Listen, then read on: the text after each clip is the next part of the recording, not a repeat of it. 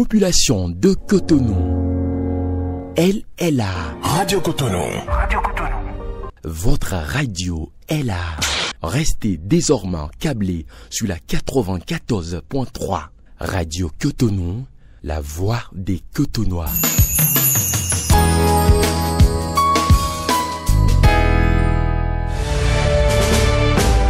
Mesdames et messieurs, bonjour et soyez donc les bienvenus à ce rendez-vous médiatique spécial pour décrypter l'actualité sociopolitique avec le secrétaire général adjoint du gouvernement, porte-parole du gouvernement du Bénin, monsieur Wilfrid Léandre Rungweji. Comme vous le savez, l'actualité est dominée par la participation ou non du Parti Les Démocrates à la prochaine élection présidentielle de 2026. La Commission électorale nationale autonome a publié donc la liste provisoire des duos candidats sans le parti LD et la Cour constitutionnelle, elle, s'est déclarée incompétente en l'état des recours déposés à cet effet sur sa table.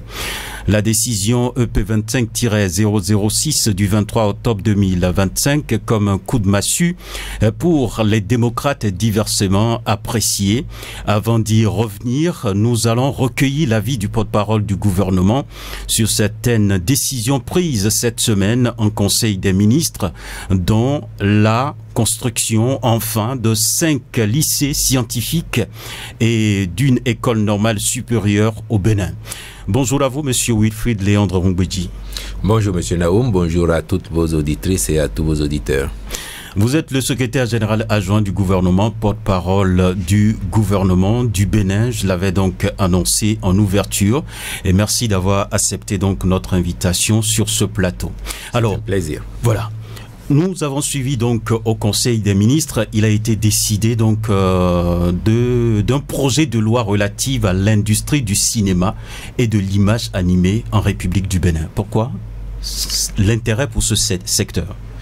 Parce que nous avons commencé dans notre pays à structurer ce secteur-là aussi, comme d'autres, pour l'intérêt qu'il représente pour la société, mais également pour tous les atouts qu'un tel secteur bien entretenu, bien organisé, peut receler pour un pays. Et personne aujourd'hui n'est étranger à tout ce que le gouvernement fait pour la promotion et le développement du secteur tourisme, culture et art.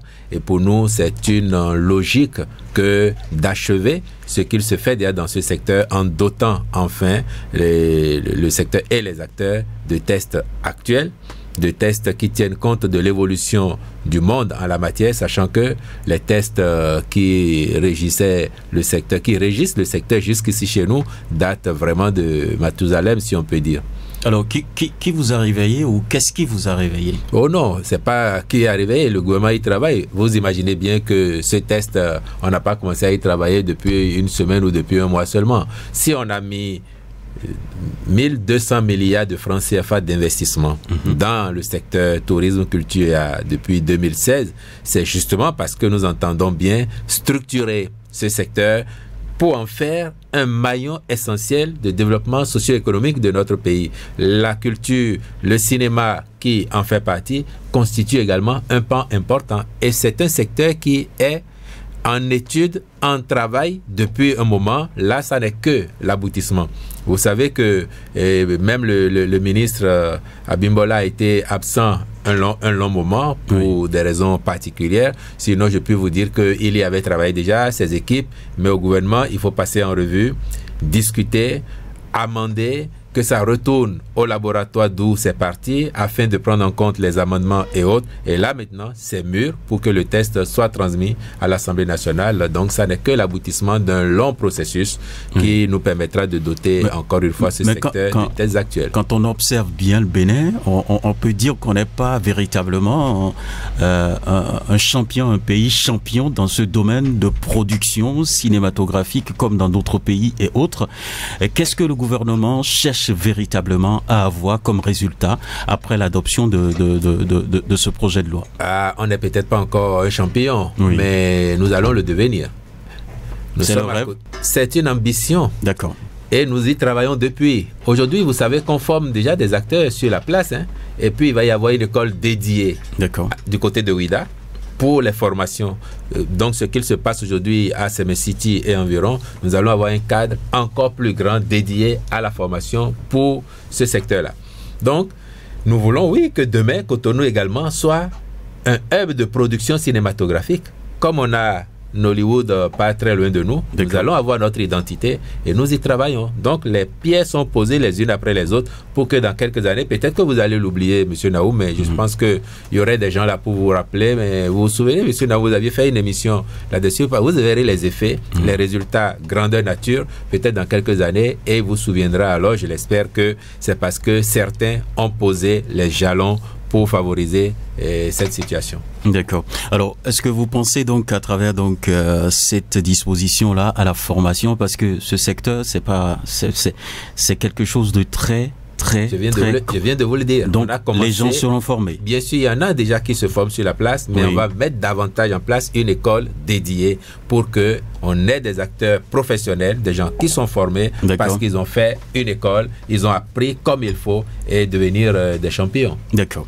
Et voilà donc pour poursuivre cette émission, je ne suis d'ailleurs pas seul, c'était juste l'entrée en matière. Sur ce plateau, je vais partager le micro, bien entendu, avec mon confrère de la radio nationale, Modeste Adani. Bonjour. Bonjour Benjamin, Honoré, Naoum, bonjour à tous les auditeurs de Radio Cotonou. Et bonjour au porte-parole du gouvernement, le grand frère Wilfried Léon Mouidi. Bonjour Monsieur Adani. Voilà. Et donc on était donc sur l'actualité concernant bien entendu les décisions prises au niveau du Conseil des ministres. Et je vous pose directement la question sur la construction des lycées scientifiques et bien entendu de l'école normale supérieure du Bénin. J'ai dit dans mon introduction enfin. Est-ce que vous partagez ça ? Oui, je peux vous le concéder parce que vous avez entendu le président de la République lui-même vous dire qu'il était frustré que nos grandes ambitions pour le secteur de l'enseignement technique et la formation professionnelle n'aient pas abouti dans la mesure de ses attentes et de l'attente des populations en général. Parce que quand nous avons fait cette réforme et que nous voulons donner priorité à l'enseignement technique et la formation professionnelle par rapport à l'enseignement général, et que nous avons planifié, mobilisé des ressources, engagé la transformation du secteur avec en perspective la construction des 30 lycées techniques agricoles, de 6 lycées scientifiques, 2 écoles normales supérieures et d'écoles de métiers. Nous attendions à ce que déjà à la rentrée scolaire passée, que ces établissements fussent fonctionnels. Ça n'a pas été le cas. Fort heureusement, nous y arrivons et ce n'était pas par manque de volonté ou même d'actes préparatoires. Parce que j'aime à rappeler que s'agissant des lycées techniques agricoles... Parce qu'on vous a qualifié d'annonce propagandiste sur ce sujet-là. Vous savez que ça ne nous ressemble pas. Si on promet quelque chose et que entre-temps, il y a un élément modificateur majeur qui fasse qu'on ne peut plus le faire, on vient expliquer en toute responsabilité et en toute transparence pourquoi on ne peut pas le faire. Ça n'est pas de la propagande et ça ne ressemble pas au président Talon. Les lycées techniques agricoles, on aurait pu les avoir démarrés déjà. Sauf que on a fait une première série d'appels d'offres que nous avons dû finalement déclarer infructueux parce que, à l'épreuve, on s'est rendu compte que des entreprises adjudicataires avaient triché sur les références qui leur étaient demandées pour nous rassurer de leur capacité à porter ces projets. Donc, on a relancé et actuellement, au niveau de la dette, il y a une deuxième série d'appels d'offres qui est en phase d'aboutissement avec les dépouillements qui ont commencé et très bientôt aussi, certainement que vous allez entendre parler des lycées techniques agricoles. S'agissant des lycées scientifiques, le programme d'action du gouvernement a prévu la construction de 6 et de 2 écoles normales supérieures. Nous avons fini les études architecturales et techniques, mobilisé les ressources avec l'entreprise dédiée, l'entreprise spécialisée qui va nous aider à les construire. Et nous lançons donc la construction de 5 lycées scientifiques sur les 6 et d'une école normale supérieure sur les 2. Vous allez vous demander, quid du 6e lycée scientifique et de la 2e école scientifique et normale supérieure. Ce lycée scientifique et cette école normale supérieure sont portés par les partenaires techniques qui nous accompagnent et qui veulent prendre en charge la réalisation. Donc, ils ont leur procédure qui suit son cours. Lorsqu'elle sera achevée, ces 2 chantiers vont également prendre corps et rentrer dans le sillage de 5 lycée scientifique et de l'école normale supérieure, dont les travaux vont donc commencer incessamment, puisque c'est acté par le Conseil des ministres que l'on contractualise et que les chantiers puissent démarrer. Oui, alors, monsieur le porte-parole du gouvernement, la construction de 5 lycées scientifiques et d'une école supérieure, d'une école supérieure normale, c'est une bonne nouvelle. Mais en réalité, de façon très technique, qu'est-ce que cela va changer dans l'orientation du système éducatif et du système de formation dans notre pays? Déjà, nous sommes en 2025, donc ces établissements scolaires qui vont être construits vont répondre aux normes et aux attentes liées à notre époque.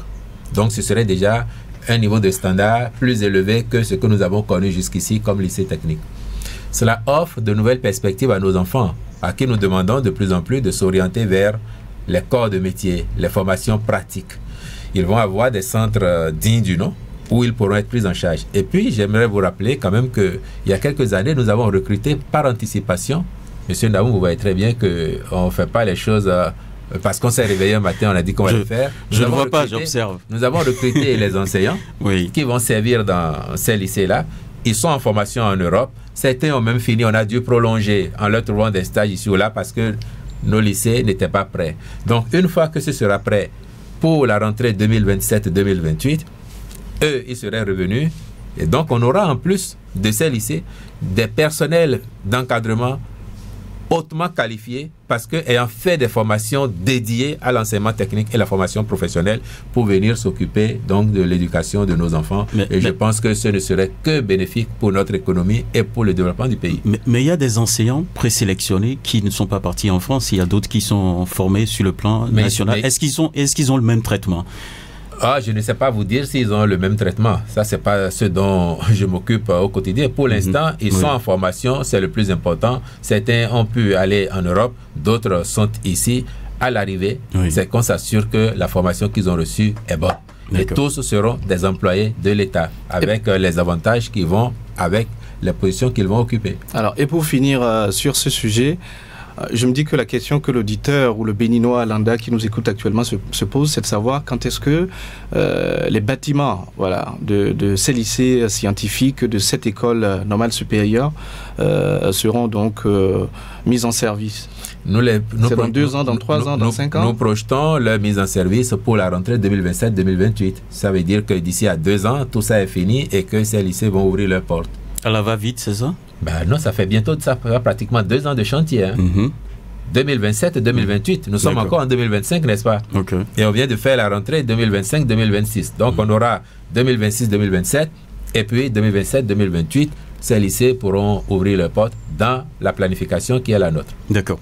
Alors, on évolue, on a appris aussi une construction d'infrastructures socio-communautaires et de sécurité dans les localités frontalières. Qu'est-ce qui vous hante? Ce sont les djihadistes qui frappent? C'est pour ça que vous voulez occuper le terrain? C'est pas nouveau. C'est pas nouveau. Nous avons hérité en 2016 de la BGF, l'Agence béninoise de gestion intégrée des espaces frontaliers, tout à fait, qui faisait déjà un travail intéressant et à qui nous avons depuis lors donné encore plus de moyens pour continuer ce travail parce que il est effectivement important dans nos pays de faire en sorte que les populations des zones reculées, particulièrement des zones frontalières, qui bien souvent ont eu le sentiment de ne pas appartenir à l'État parce que l'État ne marquait pas sa présence jusqu'à la limite de ses frontières. Et quand l'État voisin offrait mieux, les populations se sentaient plutôt concernées par ce qu'il se passait de l'autre côté. Fort heureusement, depuis 2 décennies, cela a commencé à être corrigé. Nous l'avons amplifié. Et cette décision, c'est encore pour donner un coup d'accélérateur à ce qu'il se fait déjà. Parce que nous sommes convaincus que nos concitoyens qui vivent dans ces espaces-là ont également besoin de conditions de vie agréables, d'avoir les services sociaux de base à proximité. Il y a des localités, regardez par exemple Karimama. Karimama et Honoré Benjamin Naoum, j'imagine que vous y aviez été en reportage ou en mission en tant que journaliste.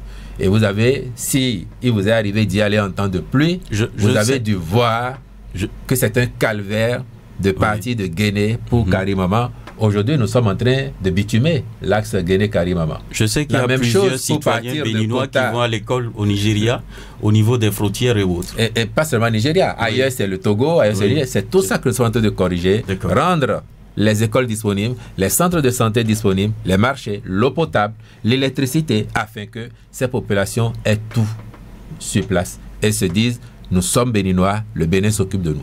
Et la sécurité, c'est garanti. C'est un tout. C'est un tout. Même si les terroristes nous posent un défi, je crois que nous y faisons face avec beaucoup de résilience et avec beaucoup d'efficacité, même si nous devons déplorer les pertes qu'il nous arrive de connaître parce que c'est un phénomène asymétrique. Les acteurs ne vous avertissent pas avant de venir frapper. Autrement, s'ils avertissaient, je suis convaincu que nous aurions toujours eu 0 dégâts de notre côté, alors que dans leur rang, on ferait le maximum de dégâts possible. Donc, oui, nous tenons compte de la question sécuritaire. Vous voyez, parfois, on a entendu de la bouche des observateurs étrangers que c'est parce que ces zones ont été délaissées longtemps par les États que ce genre de phénomène se développe. Bon, mais vous voyez très bien, chez nous, par exemple, le terrorisme qui se manifeste au Bénin est d'importation. Sans doute qu'au fil du temps, ces criminels ont réussi à enrôler certains de nos enfants. Mais c'est un terrorisme d'importation que nous connaissons au Bénin. Et nous faisons les efforts. La preuve même, j'ai parlé de Guéné Karimama. Oui. Il y a un an et demi, vous savez que si cet axe-là, si c'est un problème de développement, voilà qu'on vous apporte le goudron pour faciliter la tâche. Vous savez qu'ils ont été attaqués, les équipements de l'entreprise qui construit la route, et ils ont fait des dégâts à hauteur du milliard et plus. Alors que, en principe, tout le monde devrait être content dans la zone en disant « Ah, notre calvaire s'en va finir parce que désormais on peut rouler normalement ». Au contraire, ils vont décourager l'entreprise qui construit la route. Il a fallu prendre des mesures fortes pour que l'entreprise reste et que le chantier se poursuive. Alors, en matière de lutte contre l'insécurité, la prévention, c'est un facteur assez important. En quoi est-ce que ces infrastructures annoncées au niveau de ces frontières vont contribuer à la prévention, ou bien à la lutte contre l'insécurité, au renforcement de la sécurité, justement? D'abord, nous, c'est vrai que nous avons fait le choix d'assurer le développement équilibré du territoire. Sans tenir compte de ce phénomène, parce que faire en sorte que les Béninois, où qu'ils se trouvent dans chacune de nos 77 communes, aient leurs conditions de vie améliorées. Maintenant, si incidemment, cela nous permet de traiter en même temps cette problématique, c'est tant mieux. Lorsque vous avez la route, traditionnellement, pour faire Guéné Karimama, peut-être que vous feriez en temps normal 1 heure à peu près, et en temps de pluie, beaucoup plus. Si vous devez partir de Kota à Kouandé, lorsque vous quittez Natitengu, ou vous avez quitté Kopargo, en temps normal, pour faire les 45 km à peu près, vous feriez plus de 2 heures, voire 3. Aujourd'hui, avec le bitume, vous ferez 30-40 minutes. Et le bitume est pratiquement totalement achevé de ce côté-là. Donc, il y a un gain pour tout le monde. Si on a le bitume, et que dans les environs, les terroristes viennent se manifester, la capacité de projection de nos forces par voie de terre s'en trouve améliorée.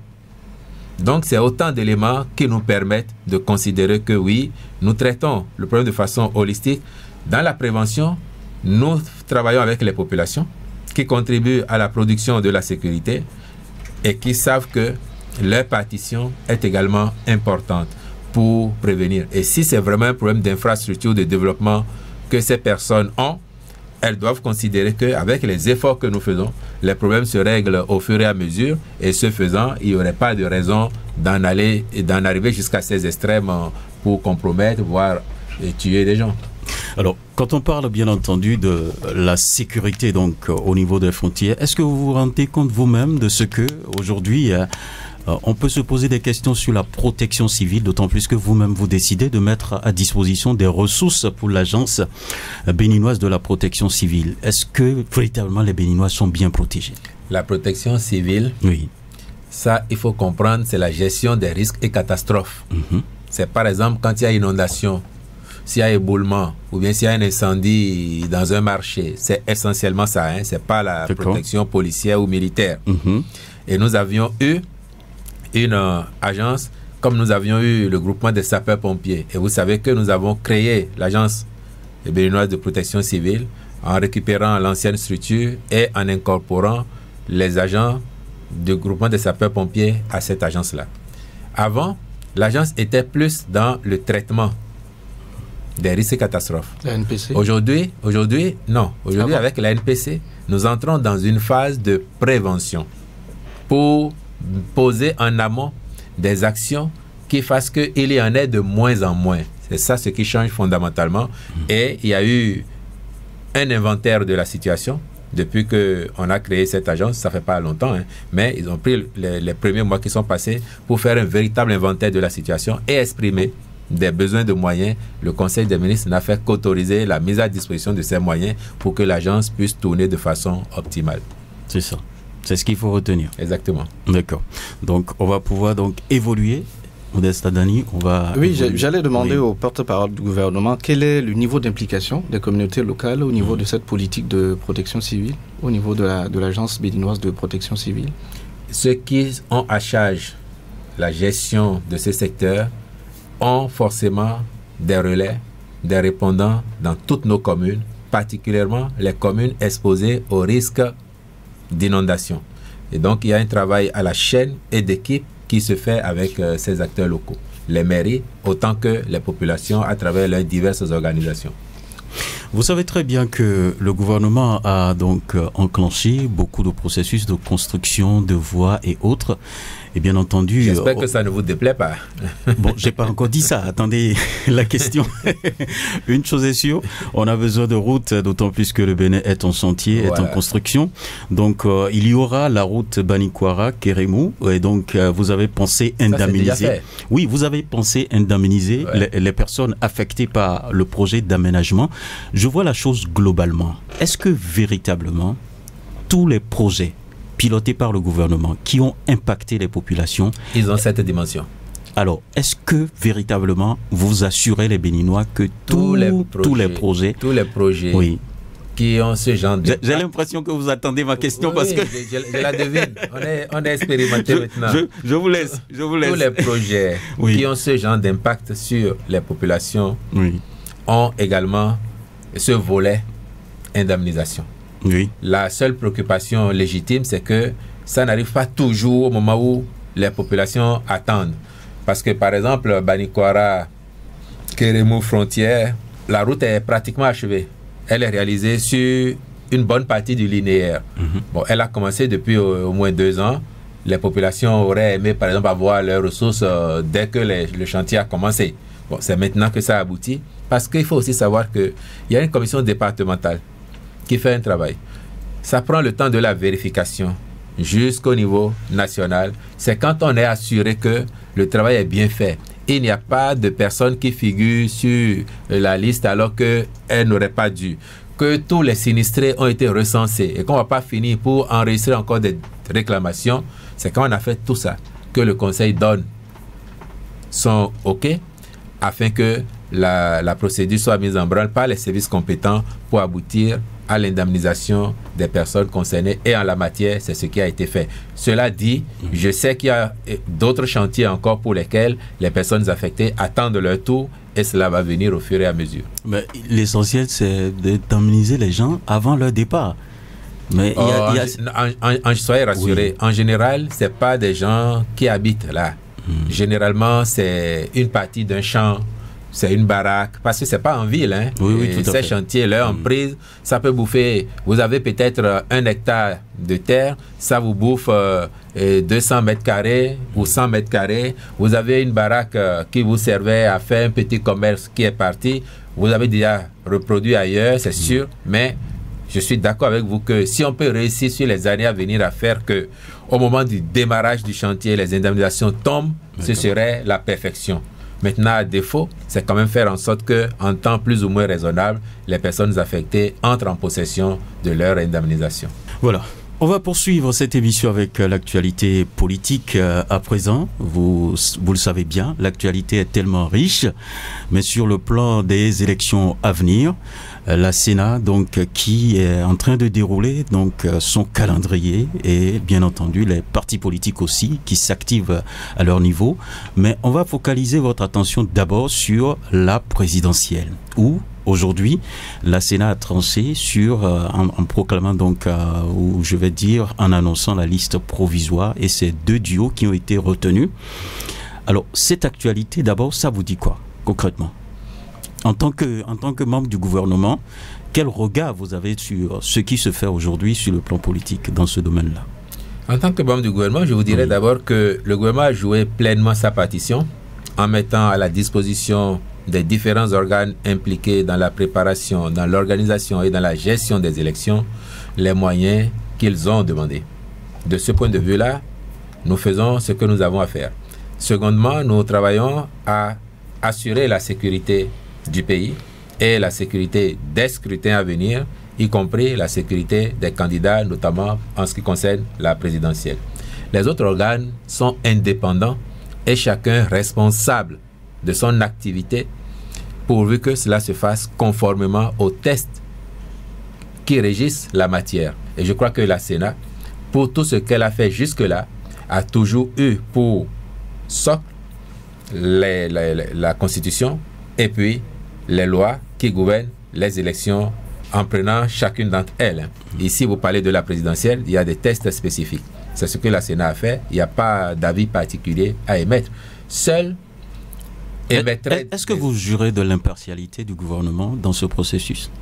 Mais le gouvernement qui est en place, comme tous ceux qui ont été là depuis que nous organisons les élections par la Sénat, ne s'implique pas dans l'organisation des élections. Donc le gouvernement observe, il met les moyens à disposition et les organes font leur travail. C'est tout. Et nous faisons la même chose.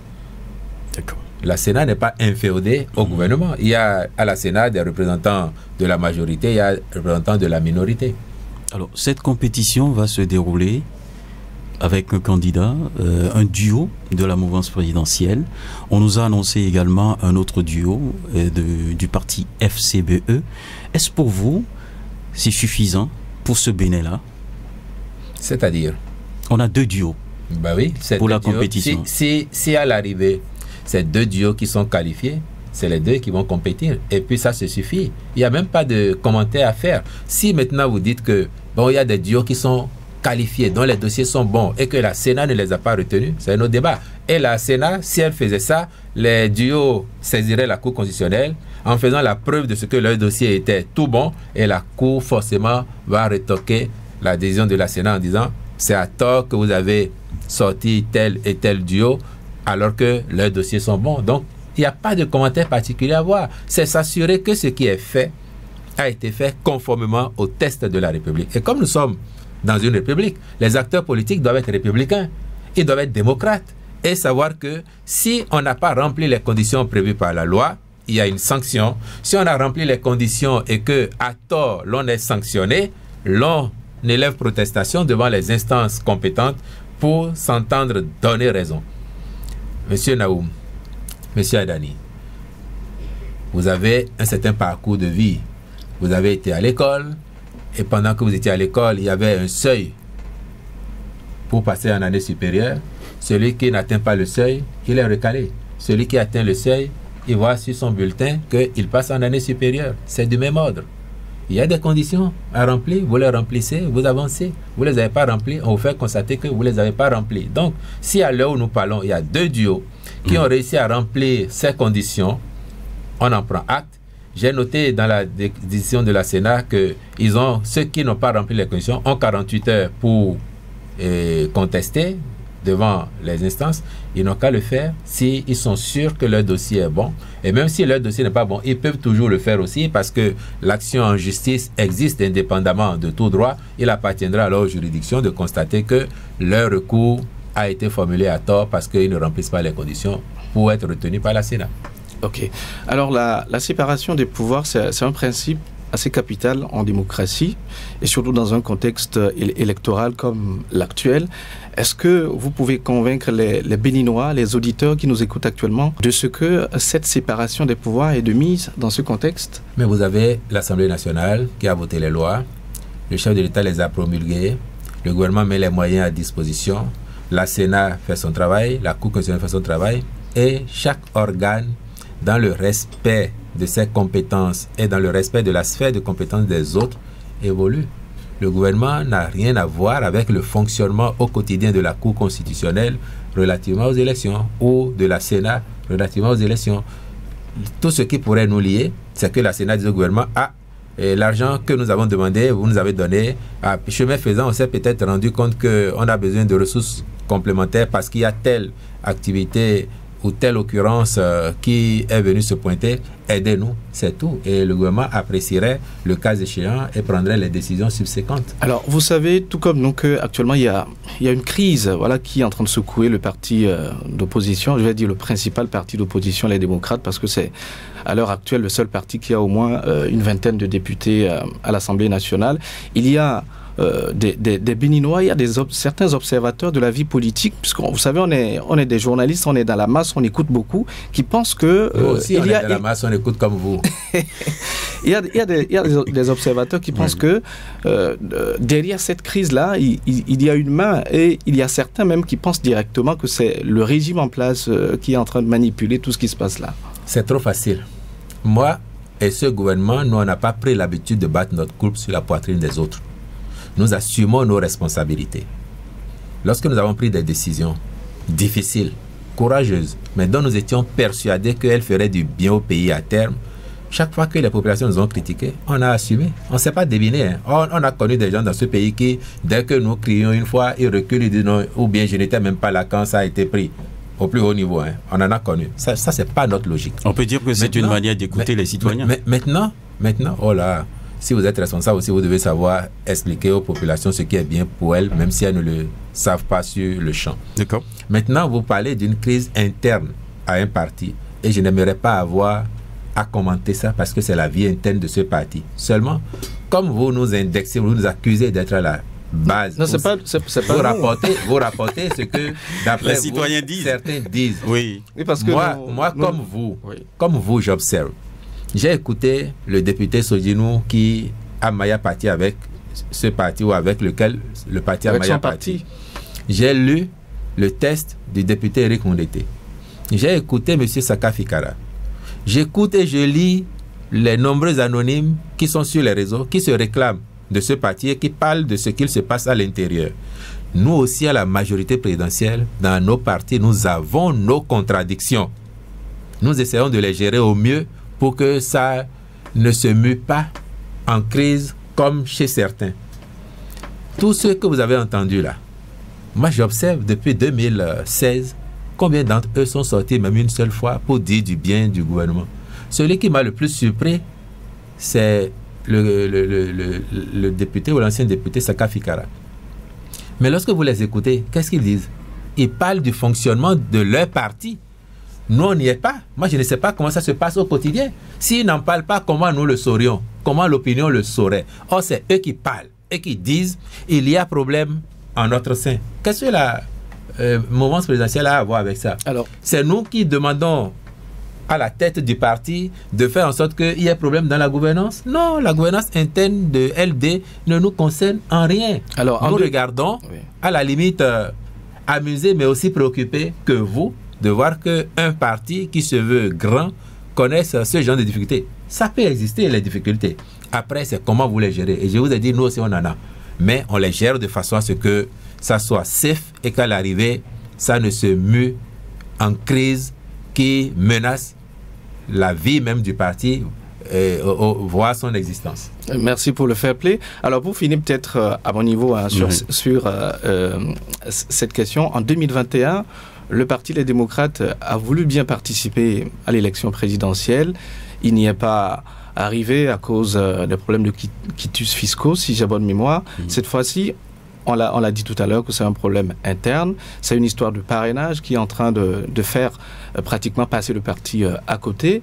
Alors qu'une seconde fois, une seconde tentative de participation à la présidentielle ne marche pas pour ce parti. En tant que citoyen béninois d'abord, vous, qu'est-ce que ça vous fait? Premièrement, je vais vous renvoyer à l'image que vous avez donnée tout à l'heure. Il y a des gens qui vont bien aux examens 2, 3, 5 fois et parfois même ne réussissent jamais. Il y en a qui vont une seule fois et qui s'en sortent. Donc, il n'y a rien d'extraordinaire. Oui. Est-ce que les conditions que la loi a prévues sont remplies par les personnes? Je connais des gens qui ont été premiers en classe et qui sont allés à l'examen et qui ont échoué. Parce qu'ils n'ont pas eu la moyenne exigée. Et là-bas, on n'a pas dit, comme ils étaient premiers en classe, bon, on leur donne le diplôme. Vous avez échoué, hein? Moi qui vous parle. Et j'ai aucune honte à vous le dire, parce que ça m'a formé. Hein? Moi, j'ai fait au pied. J'ai eu mon BPC. Mais l'année où j'ai eu mon BPC, j'ai eu 9,59. Et j'ai repris la 3e avec mon BPC. J'ai repris la 3e avec mon BPC. Parce que les tests sont prévus. Et le directeur du CEG, M. Albert Lokossou, m'a dit, M. Ngweji, le BPC, ce n'est pas un diplôme pour aller en seconde. Vous allez reprendre la 3e. Et je l'ai reprise. Et je sais quel bien ça m'a fait avec le recul. Après ça, je suis devenu très brillant. Jusqu'à la fin.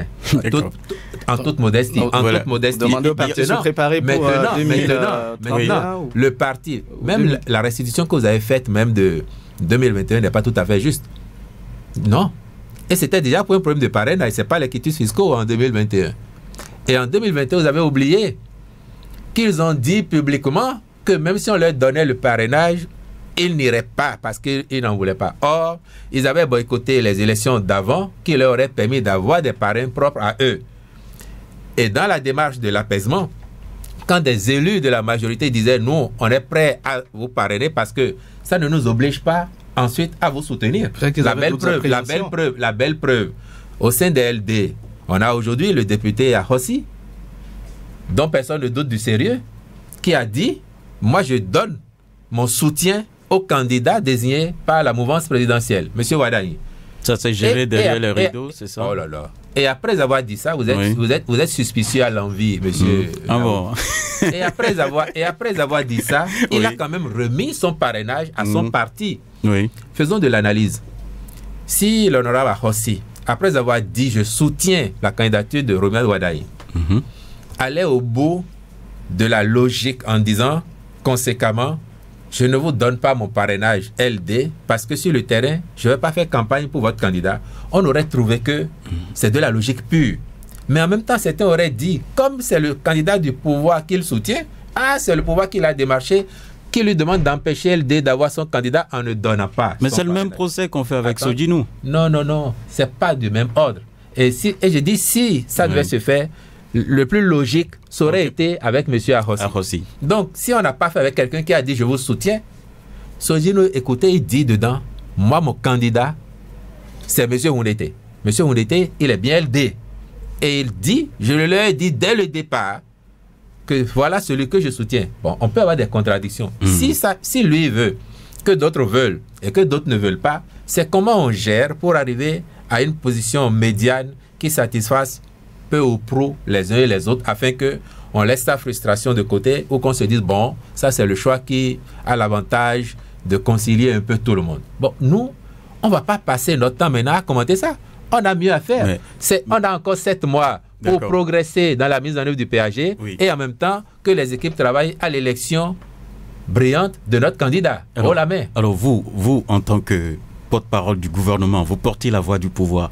Est-ce que ce gouvernement n'a pas un message à l'endroit de Sodjinou parce que c'est Sodjinou qui bloque la participation? Mais c'est une affaire de famille et c'est pas à nous d'aller dire à pour M. la fête Sodjinou, démocratique, vous pouvez faire quelque chose. Non, c'est pas à nous d'aller dire à M. Sodjinou ce qu'il a à faire. Moi, je l'ai lu une première fois parce qu'il y a un message qui est passé sur les réseaux. Après, je l'ai entendu comme vous dans les extraits. Dans une vidéo. Sa déclaration qui est passée sur les réseaux et que certains médias ont repris. Je l'ai vu. Je pense que c'est quelqu'un qui sait ce qu'il veut et qui sait ce qu'il fait. En quoi ça nous concerne pour qu'on l'appelle? Alors on va lui dire quoi? On va lui intimer d'aller voir ses amis LD et de leur donner son Vous pouvez lui dire que vous voulez une fête démocratique d'accepter le choix du parti politique. Il y a, à l'heure où nous parlons, il y a au moins 2 duos qui sont qualifiés, non? C'est suffisant? À 2, on est nombreux. Et c'est suffisant aussi pour faire la fête. Si demain, un 3e duo, un 4e duo sont qualifiés, ils seront bienvenus à la fête. Mais ce qui gêne les concitoyens, c'est par exemple, le second duo est en accord avec les partis de la mouvance présidentielle. Alors que ce réclamant du parti de l'opposition. Et personne, s'il vous plaît, ne perdez pas de vue que nous sommes en fin de cycle avec le président Talon. Dans 7 mois, il n'est plus là.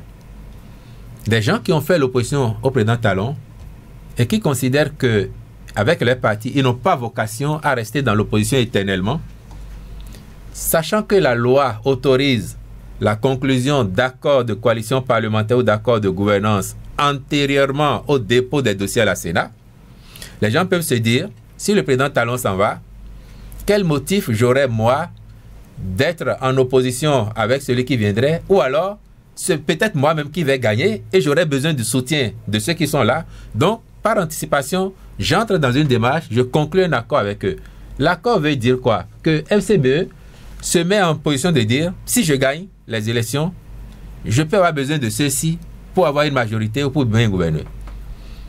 La possibilité qui était donnée à FCBE de conclure ces accords est également donnée à LD. Personne n'a empêché LD d'aller conclure un accord. Et dans sa séance avec les jeunes, le président de la République a même demandé au président du BR, ça vous gênerait, vous, d'avoir un accord avec LD, de travailler avec eux? J'ai entendu le ministre d'État Blaise Diagne dire non, monsieur le président. Donc, LD avait également la possibilité, comme FCBE, de conclure un accord. Et c'est le bénéfice de cet accord qui permet à LD d'avoir des parrains nécessaires pour déposer son dossier. Si LD avait fait ça, on ne serait pas dans ce débat, parce que c'est vrai qu'ils avaient le nombre juste. S'ils avaient fait et qu'ils ont eu 10 ou 20 parrains de plus, si un ou deux s'abstiennent de donner leur parrainage, ils ont quand même largement le nombre de parrains auprès de la partie. Donc, vous avez eu une possibilité, une faculté que la loi vous donne. Vous décidez de l'exercer ou non. Après, le reste, c'est vous qui assumez votre position. Et il faut qu'ils assument. C'est tout. Moi, je suis convaincu que si LD avait fait la même chose que FCBE, le débat que nous faisons en ce moment, on ne le ferait pas. Est-ce que le président Patrice Talon peut s'impliquer dans cette crise, par exemple? Je ne sache pas que le président du parti LD... Si les LD font peut-être une démarche vis-à-vis de lui... Je ne sache pas. Ils se voient en ce moment, peut-être qu'ils ont fini. Et parce qu'au moment où je partais du bureau, le président Boni Yahi qui a demandé à voir le président Talon était déjà en séance avec lui. Je ne sais pas de quoi il parle. Mais s'il sollicitait le président Talon pour dire, bon, ça chauffe chez moi, j'ai des difficultés, est-ce que tu peux mettre ta sagacité au service de mon parti en parlant aux uns aux autres, comme toi tu es plus persuasif que moi, et c'est vrai, hein, l'opinion le sait. Est-ce que tu peux venir m'aider à gérer cette crise-là? Je suis sûr que le président va regarder et dire, bon, essayons ensemble de leur parler encore si c'est ce que tu me demandes. Mais en ce moment-là, vous, de la presse, qu'est-ce que vous allez dire? Oh, est-ce que c'est au président Patrice Talon, chef de la majorité, d'aller régler le problème de l'opposition? Vous allez dire qu'on s'ingère dans la vie de l'opposition. La fête politique. La fête aura lieu parce que les candidats qui sont qualifiés conformément à la loi prendront part à la compétition et ce sera une belle fête. Ceux qui ne sont pas qualifiés parce que ils n'ont pas su remplir les conditions prévues par la loi, vont mieux se préparer les prochaines fois pour que la fête soit encore plus belle. C'est trop facile d'avaler une pilule que vous êtes en train de nous dire là. Non, ne dites pas ça, parce que si vous parlez ainsi, vous n'éduquez pas nos populations. C'est comme si vous dites aux populations qui sont à côté de vous ici, alors qu'on dit voilà dans quel sens il faut aller, vous leur dites non, n'allez pas dans tel sens, allez plutôt dans tel autre, et ils ont les conséquences là-bas, et vous leur dites non, c'est pas notre faute, alors que c'est vous qui leur avez dit ça. Est-ce que les conditions sont remplies? Si les conditions sont remplies, vous avez le droit. Si les conditions ne sont pas remplies, vous n'avez pas le droit. Enseignons ça à nos enfants dès maintenant. Enseignons ça aux populations pour qu'elles comprennent que celui qui n'a pas rempli les conditions prévues par la loi ne peut pas être traité de la même façon que celui qui a rempli les conditions. Vous dites que la fête aura lieu, mais au même moment, un ancien président de la République a reçu donc une convocation pour répondre toujours par rapport à cette crise au sein du Parti Les Démocrates. Est-ce que ça n'a pas fait un tic au niveau du gouvernement qu'on convoque donc le président, l'ancien président Boni Yahi? Oui. Déjà, ça n'est pas la première fois au Bénin qu'un ancien président de la République est convoqué. On l'a vu en 1996 avec le président Soglo, convoqué au tribunal de Cotonou. On l'a déjà vu avec le président Yahi lui-même en 2021, je pense, même s'il n'a pas répondu à la convocation du juge ou que le juge a dû se déplacer. Dans le cas d'espèce, pourquoi les gens sont convoqués? Vous parlez bien de la crise interne au parti. On a entendu le député dire « Je reprends mon parrainage que je vous avais laissé parce que je l'avais laissé dans le but d'accompagner tel candidat. » Et puis, toujours grâce à vos reporters, on a su que ce député a envoyé même un huissier au parti pour essayer de récupérer son parrainage. Ensuite, il a saisi le tribunal qui a enjoint au parti de lui retourner son parrainage et à défaut a annulé le dit parrainage et demandé à la Sénat d'en délivrer un autre. Lorsque après cette décision, l'intéressé constate que son parrainage a quand même été, sa fiche de parrainage était quand même remplie postérieurement à la décision du tribunal et qu'il dit j'aurais pu m'en saisir pour porter plainte. Il n'a pas fait. Ça, c'est sa faculté. Mais il y a des structures, des instances étatiques qui, nonobstant le renoncement de l'individu, pour le bien de la société, peuvent se saisir de dossiers et chercher à comprendre ce qu'il s'est passé. Et en l'espèce, je crois que c'est ce que la police judiciaire a voulu faire en invitant le président Boni Yayi et les bénéficiaires de ce document qui a été utilisé a posteriori et alors qu'il n'avait plus de valeur juridique. C'est quand même assez grave. En droit, on parle de comment le député lui-même a... Falsification ou bien usurpation. Faux usage de faux, en écriture publique et tout ça. Donc, que la police judiciaire cherche à comprendre. Jusque-là, il n'y a encore rien d'anormal. Et ça n'est pas parce que ça concerne un ancien président de la République ou un député que ça poserait problème. Il leur appartient juste d'aller expliquer dans quelles conditions on a utilisé ça. On était de bonne foi ou bien on ne savait pas que ça s'analyserait de telle façon. Il n'y a même pas lieu d'entretenir une vaine querelle ou polémique autour de ça. Et nous devons aussi apprendre, à savoir, pour notre honneur et pour le bien de la société, assumer nos responsabilités. D'accord. Mais il y a une question, et je pose la question pour que vous puissiez quand même nous donner votre avis là-dessus. Il y a une malcompréhension par rapport à cette histoire de parrainage, où vous voyez des gens qui disent, bon, le député prend le parrainage ou bien le maire prend le parrainage, mais c'est pour son parti. Et donc, dès qu'on donne au niveau du parti, on n'a plus à réclamer. Qu'est-ce que vous dites aux populations sur cette question? Je vous renvoie aux déclarations de M. Renaud Agbodjo, qui, à la suite déjà de la Cour constitutionnelle, qui en 2021 avait déjà établi le caractère personnel du parrainage et la possibilité pour le titulaire de le rétracter. M. Agbodjo, dans une émission dont les extraits passent actuellement, avait déjà montré également en quoi le parrainage est attaché à l'individu, en quoi il avait la possibilité de l'accorder ou non. Je ne dirai pas plus. C'est M. Agbodjo qui en a parlé. Je fais foi à ce qu'il a dit. Et donc, il faut qu'il comprenne aussi que ce qu'il a dit là puisse s'appliquer maintenant. Vous avez écouté l'Église catholique? Qu'est-ce qu'elle a dit? Qui réclame élection libre, transparente et inclusive. Et inclusive. Oui. Bah, dites à l'Église que les choses se passent conformément au test de la République, comme ça se passe aussi à l'Église. Ah bon? Mais on n'est pas dans un contexte de crise, voilà. En tout cas, je vous l'accorde. Voilà. Heureusement. Heureusement, et c'est ce que nous souhaitons, qu'on ne se retrouve pas. Pardon. Donc, demandez aux pécheurs en eau trouble de se tenir à bonne distance des choses et de laisser les choses se faire comme elles sont l'habitude. Et rater une présidentielle comme ça? Mais rater une présidentielle en 2020, élection générale en plus. Mais c'est la faute à qui? Monsieur Naoum, la banque, je vais vous donner un exemple plus agréable. D'accord. La banque, ou les banques ferment à quelle heure? 17h. Oui, 17h. 17h. Si, et je vous le souhaite, si par la force des choses, aujourd'hui vous avez un chèque, par exemple votre salaire vous vient en chèque, et que vous avez besoin d'argent, mais vous allez à la banque à 17h15, ils ont fermé, qu'est-ce que vous faites? Vous attendez lundi, on est vendredi. Bon, c'est les agences qui ouvrent demain peut-être, sinon. Vous attendez la prochaine ouverture, non? D'accord. Ça, c'est l'ordre normal des choses de la vie. Donc le guichet est fermé, mais que les gens aillent se reposer. Et la Sénat a dit, le rattrapage encore possible, c'est en 48 heures. Vous contestez ma décision si vous estimez que votre dossier est bon.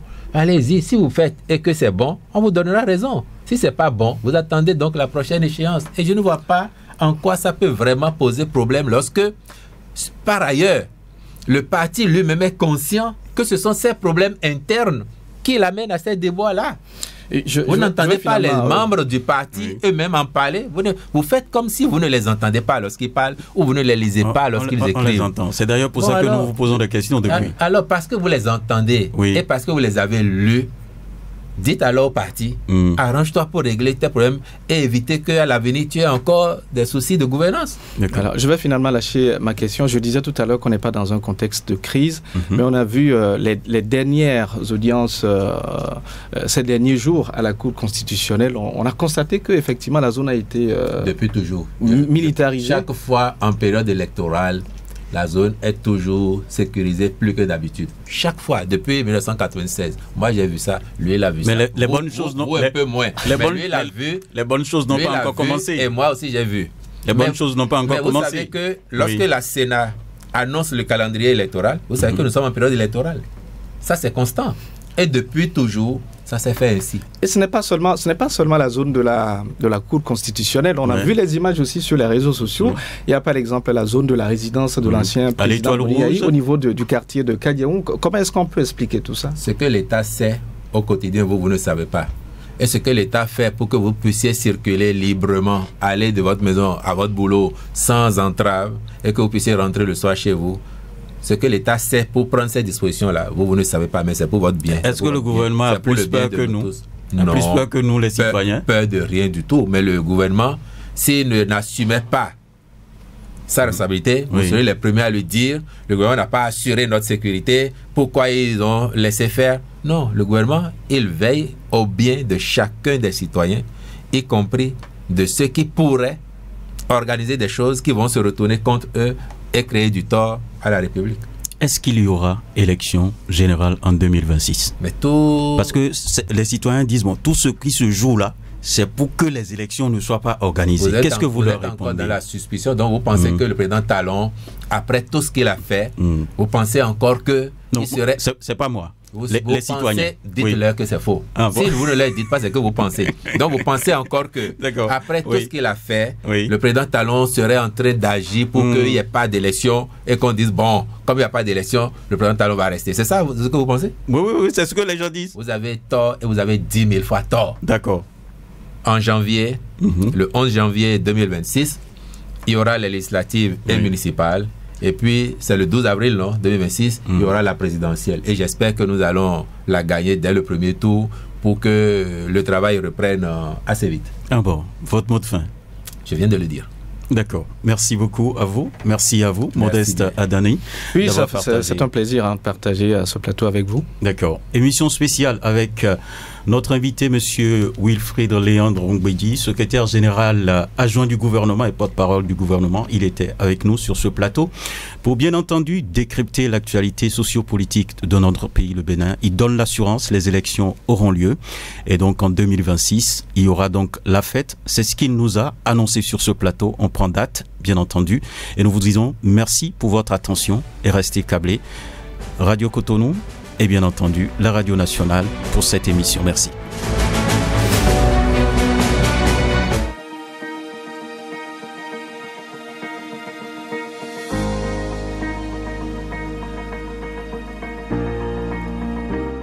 Population de Cotonou, elle est là. Radio Cotonou. Votre radio est là. Restez désormais câblés sur la 94.3. Radio Cotonou, la voix des Cotonois.